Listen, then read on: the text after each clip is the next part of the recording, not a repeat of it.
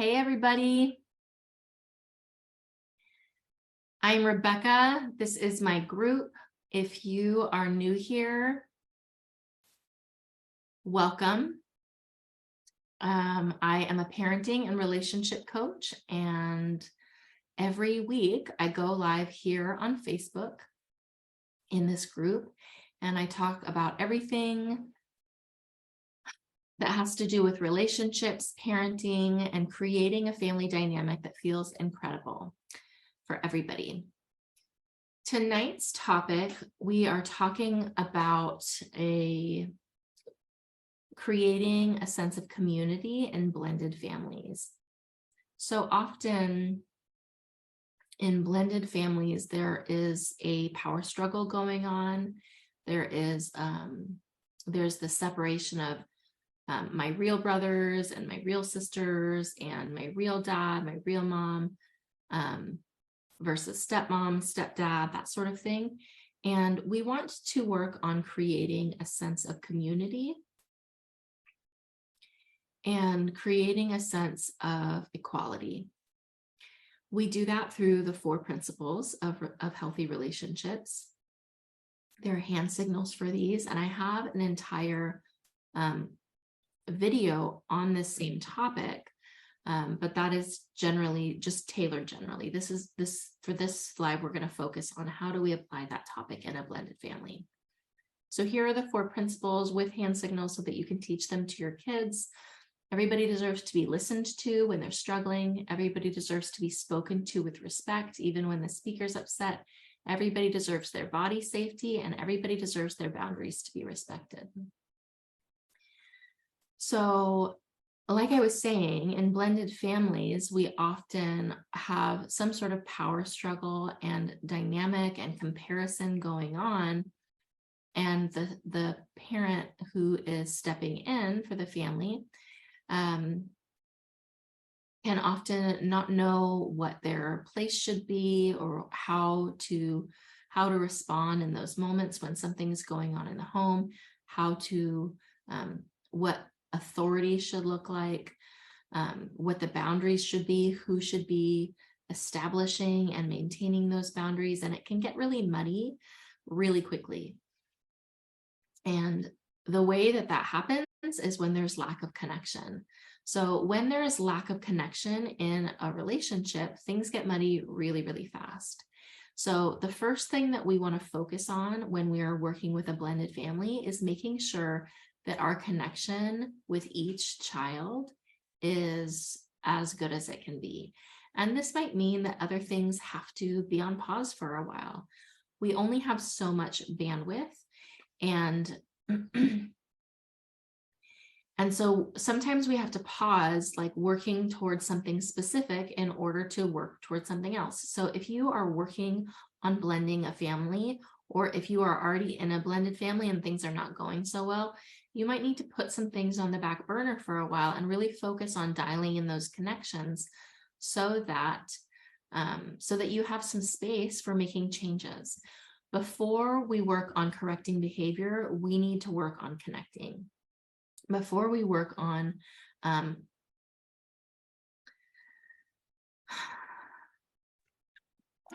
was going to say boundaries, but it's true, but it's also not necessarily true, because we always need to be able to establish our boundaries. But at the same time, when the connection is off, it's going to be really difficult to establish boundaries with a child. And so the best way that we can work on establishing boundaries is creating a rock solid connection where that child knows that they are cared about.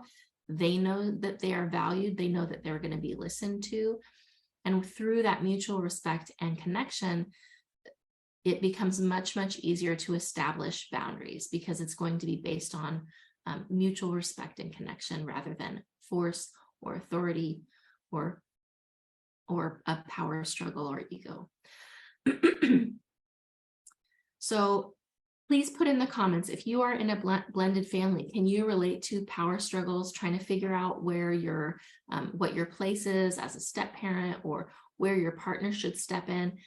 put in what your biggest questions are or what your common struggles are, and I will make sure that I get to those. That's going to be helpful for me to address for you. If you can tell me what's going on, I can share some tips for your specific situation. So let's talk about the power struggle a little bit, because oftentimes what happens in a blended family is everyone's sort of trying to figure out, how is this going to work? How are we going to, like, what's our family going to look like when we are moving together? What's my new role going to be? Because everybody knows that there's sort of a shift, even if they don't have language for that. So people are paying attention. People are on high alert, trying to figure out, how is mom responding to this? How did she respond before? Is there going to be preferential treatment to this child versus me? Am I going to lose my place? Basically, am I going to lose my place in this family? Is somebody replacing me? Is your love for them stronger than it is for me? Do you treat them differently? Do you treat me differently than you did before? So these are questions that people have, parents and children alike, whether or not they have language for that. More often than not, they don't have language for that. So I feel like my hair is a bit crazy today. Okay, well, so more often than not, people don't have language for that. And so they are just doing what they know how to do to cope with that. So they don't know how to say, hey, mom, I'm afraid that you are gonna love her more than you love me, or mom, I feel like you're treating her unfairly. They're gonna behave differently. They're gonna behave in ways that get them more attention. They're gonna behave in ways that make them feel like they're getting that need met. And so they might be clingy or needy or whatever it is. They're going to try and cope with that feeling that they don't know how to express. Adults are going to be doing this too. So if they feel, they're going to be on high alert for, hey, you're not, like, these kids are disrespecting me, you're not saying anything about it. Hey, like, my kids are getting the short end of the stick here. And there can just be this hypervigilance, basically our body becoming super aware of everything. And then so we're having these bigger responses than normal. And it can cause a lot of conflict. So if that's what's going on in your family, you are not alone. It's very common, but we don't have to stay there. We don't have to live there. We can do something about it. So one of the things that we're going to do about it is try and pay attention. Who's on high alert? Am I on a high alert? And start taking inventory of what everybody's emotional experience is of this moment. We can start talking about that. You can make space for having those conversations one-on-one with your kids, or, having those more in a family setting. I wouldn't necessarily recommend having family meetings, especially if things are already kind of rocky, because that might be harder to facilitate. So it might be, talking one-on-one to your child and to the other person's child, or whatever it happens to be, and just having sort of quick check-ins so that you are, taking temperature. How is it feeling? How did it feel this week? Hey, this has been a big change this week, or we're doing this thing that we normally don't do. How's that been feeling for you? Or you can ask really pointed questions like, hey, does it feel like I treat you differently than so-and-so? Or are there ever times that you're jealous of your sibling? Or are there ever times that you feel like I'm treating you unfairly? And starting to ask some of those questions that bring up the difficult feelings, making it safe to talk about some of those things that maybe that they don't have language for. And when you do this, it's important that you're prepared for some responses that don't feel very good.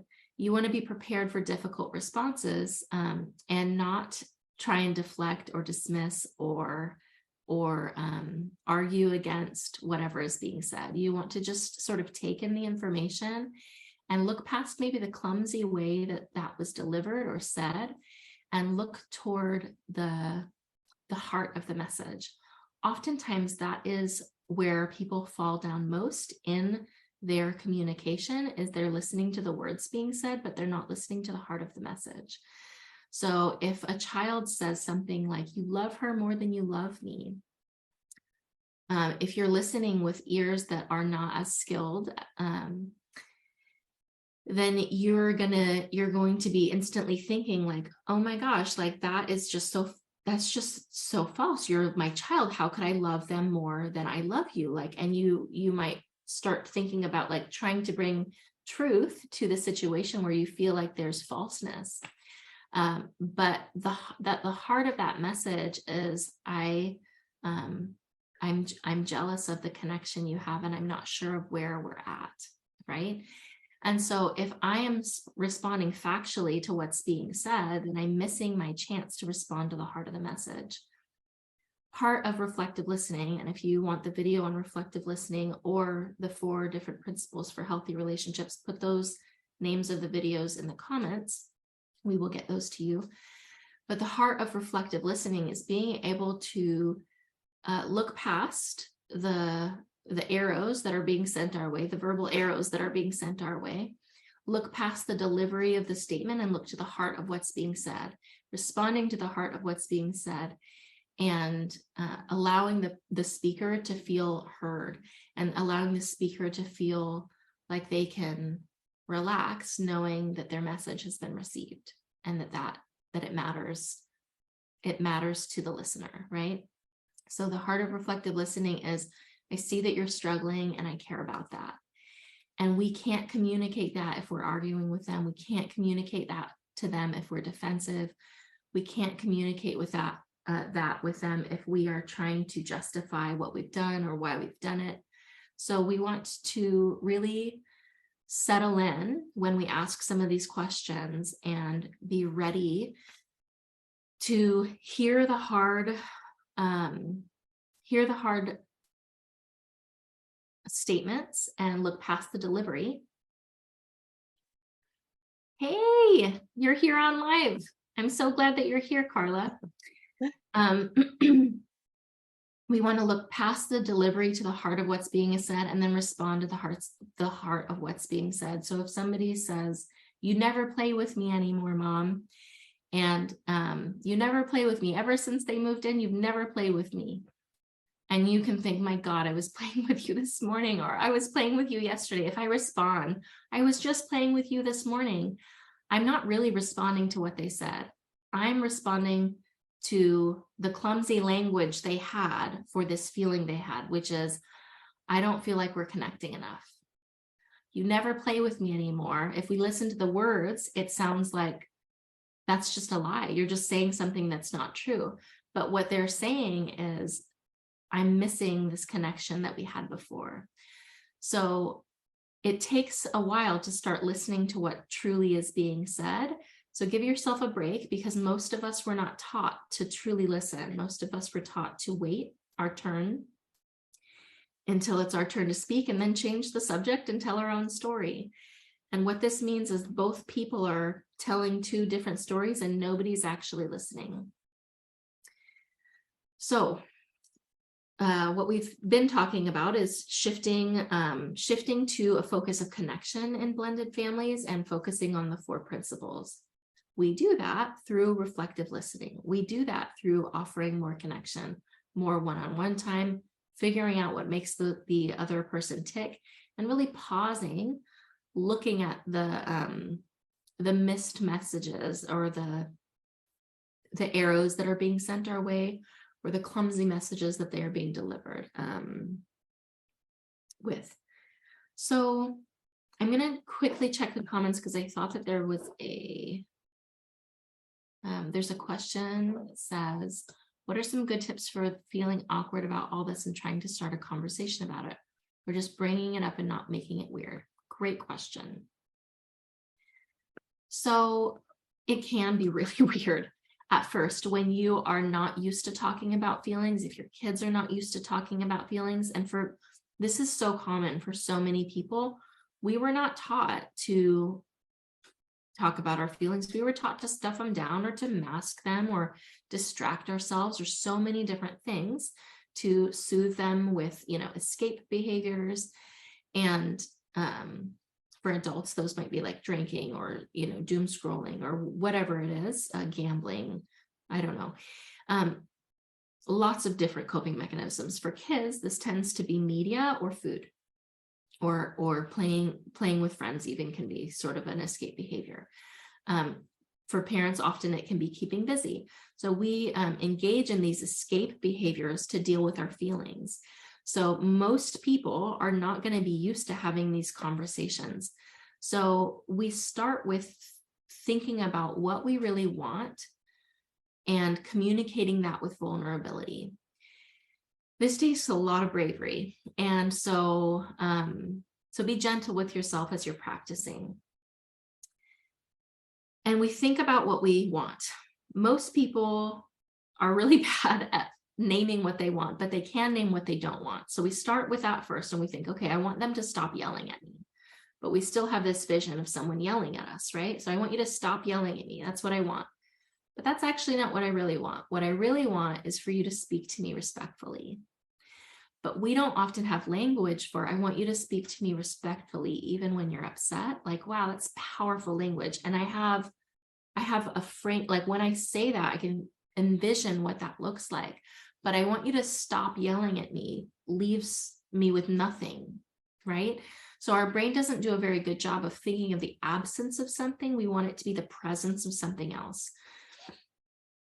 So here you actually did it in your question. So you said, what are some good ways to talk about this without feeling awkward or without making it weird? So even within your question as an example of this, how do I talk about this in a way that feels comfortable? How do I talk about this in a way that brings connection, right? We want to start thinking about things not for the absence of something we hate, but with the presence of something that we want. And we start doing that in these conversations. We just take it in these bite-sized little pieces and say, we might start with a thing that we don't want. So like, hey, we've been fighting a lot recently. And then we shift to what we do want. I would really love it if we had some more connection time, or if we had more like playtime as a family. Powerful, powerful words. What we're saying is like, I have an intention to have a better relationship with you. We start with our core pain, our shared pain. So, hey, I feel like we've been fighting a lot, or gosh, it feels so stressful in the house sometimes. As soon as we get home from work, I feel like there's just this constant bickering. So there's this agreed upon problem that we have. And then we shift to what we would want it to look like. I would really love it if we could talk through things that are going on in a way that feels comfortable for everyone. I would really love it if we could talk through what's going on and have that feel safe for everyone. That's what I would do to start bringing up some of these feelings, is listing what is the issue and listing what you would want it to be like, and then offering space for that person to then do the same. What does it currently feel like for you after school? What does it feel like for you when there's fighting in the house? What would you want it to look like? So you give them space to share that. And then you shift to the other part, because they're not going to know how to do that. What would you want it to look like after school? What's your dream after school playtime? What would that look like for you? And you sort of have these little bite-sized pieces where we can talk about this thing that's a problem, and that becomes safe. And then we can talk about this thing that we want, and that becomes safe too. Once we have this agreed upon place that we want to get to together, then we work on problem solving and how do we get from here to there. But in order for us to get from here to there, we need agreement that that's where we're headed. So I hope that answers your question. There are several more steps, to all of that, but that's where I would start. Please let me know what your follow-up questions are, and please also feel free to reach out to me, and so we can kind of talk through this for your particular situation.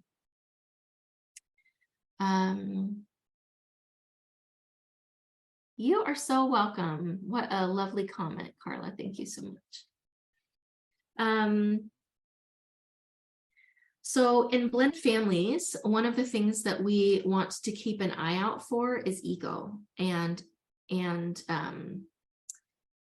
I mean, this is true in all relationships. We need to keep an eye on ego, but oftentimes because of that hypervigilance I was talking about of where's my place, that leads us to like because we're hypervigilant about what our place is, we're also going to be trying to protect our current place. And so that shows up in the form of ego. That's going to show up in the form of like trying to exert your will over somebody else's in a lot of cases, or withdrawing, or, displays of power or something. We will all, have a little bit of a different flavor of doing that based on our families growing up and what was modeled for us. But we want to just pay close attention. When am I acting out of ego? When am I most likely to act out of ego? When am I most likely to behave and respond well? How did I get there? How do I come back to center when I am in a place of ego? Am I able to apologize and have repair work conversations in a meaningful way? If you want the repair work videos we did, put that in the chat. We'll get those to you. Do we sweep things under the rug after we have a blow up and just try and go on as normal? Or do we try for a meaningful reconciliation, but that blows up in our face too? So what's your current way of dealing with it when ego is at play? So those are a couple of the things that I wanted to share. I'm going to go over quickly to Facebook and look at the comments. Okay. So Alicia says, what are some good tips? Oh, that was what we addressed. Like words to use when comparing. Ooh, you said taking temperature. Yes, ma'am, taking temperature. So taking temperature is where we're just kind of checking in with people and figuring out, hey, how are you doing with this? How does this current situation feel for you? And learning to kind of have these small check-ins where we're giving opportunity to talk about what we're feeling. Michelle says, Kyle's son isn't able to see his grandmother due to some issues, but Harper sees me. Kyle's son doesn't understand why. Okay, so you might need to talk about, so if you don't have access talking to Kyle, then you don't have access to help him process, but you could access Harper and help her process what's going on. Richard says, how to start the conversation when you know it might not go well. And Alicia then here, Christina, has made a request for the repair work conversation or the repair work live. Okay, so let's address this question you have, Richard. How to start the conversation when you know it might not go well. Let's start by saying that, hey, so one of the things that we talked about was being authentic. I don't know if you missed that part of the live, but thinking about what we want and sharing that with vulnerability. So you're worried that the conversation isn't going to go well. You're maybe scared about that, or maybe you're feeling like nervous to bring up this conversation. So vulnerable, if you're going to be talking about what you want with vulnerability, that might sound like, hey, I have something important to tell you and I'm kind of nervous to talk to you about it. I really want to be able to talk to you about this and have us leave this conversation feeling more connected. I don't want it to end in a fight. I want us to leave this conversation feeling more connected. That is a perfect example of how to do what we were talking about before. We can talk about how something might have ended, if we have a pattern where something usually ends in a fight and we can't get to that place of resolution, it makes sense that you're nervous to bring things up. So when you start a new conversation, setting your intentions in the conversation, hey, this is really important and I want to talk to you about it, but I don't want it to end in a fight. What I'm hoping is that I can share this with you and we can figure out a solution so that we both feel good about. What a powerful way to start a conversation. So think about why you're feeling nervous, and then try and put that into words, why you're feeling nervous in like one sentence. And then think about the best desired outcome.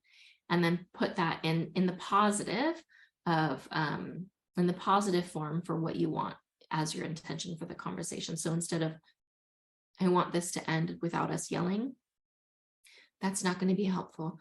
I want us to figure out a solution that we both feel good about, is something positive that we can work toward. Does that make sense? Okay. All right. I don't see any more questions. Lady Botwin says, that's a very helpful way to start a conversation with my son. Yes, absolutely. So vulnerability is magic. It is magic, and we were taught to stay away from it. And I highly recommend you learn to connect to your vulnerability, because while vulnerability is not safe with everyone, there are certainly people that it's not safe to be vulnerable with. But with people that care about you, vulnerability is magic. So in these conversations, we're talking about engaging with people that we care about and that care about us. So when you are engaged with people that care about you, that you know care about you, you can be vulnerable and say, hey, this is what I'm feeling. This is what I'm afraid of. This is what I'm sad about. And that should matter to the other person. And even if they don't know how to fix it or help you, you should be able to see that it matters to them, right? But like I said earlier, we were not taught to communicate with vulnerability. We were not taught to listen. We were not taught to show up for other people. So it might be really clunky at first, and that's okay. Relationships are all about getting to that next level and learning how to show up for people, even when it feels weird, or even when it feels new or feels crazy, or it feels like you're blowing it. So it's okay that it's not perfect at first, but if you keep trying, it'll keep getting better. So we've got so many more resources. Please let me know in the comments, let us know in the comments, and I will make sure that Christina gets those videos to you.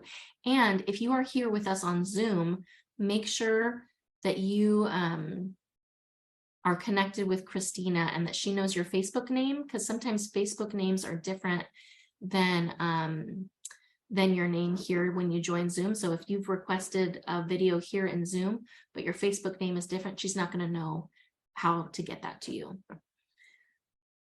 Yes, Brene Brown has a great book on vulnerability. Yep. Yes, I highly recommend that. It's magic. Vulnerability is so magic, and it takes practice. But once you sort of get down how to start being vulnerable, you will watch it transform your relationships. It is so incredible. So I will see you next week. I'll be live at the same time, 5:30 Pacific Standard Time. I will see you in the group, and reach out to me if you guys have any questions. Reach out to me if you're ready to take the next step, you're ready to get to the next level and get some custom help for your family. Let me know. We've got tons of free resources in the group. But if you are ready to really buckle down and figure out your situation and get direct one-on-one or group help from me, let us know. Reach out to Christina in Messenger, and she will figure out if that's a good fit, and we can help you figure out what would be a good fit for you. All right, we will talk to you soon. You are so welcome. Bye-bye.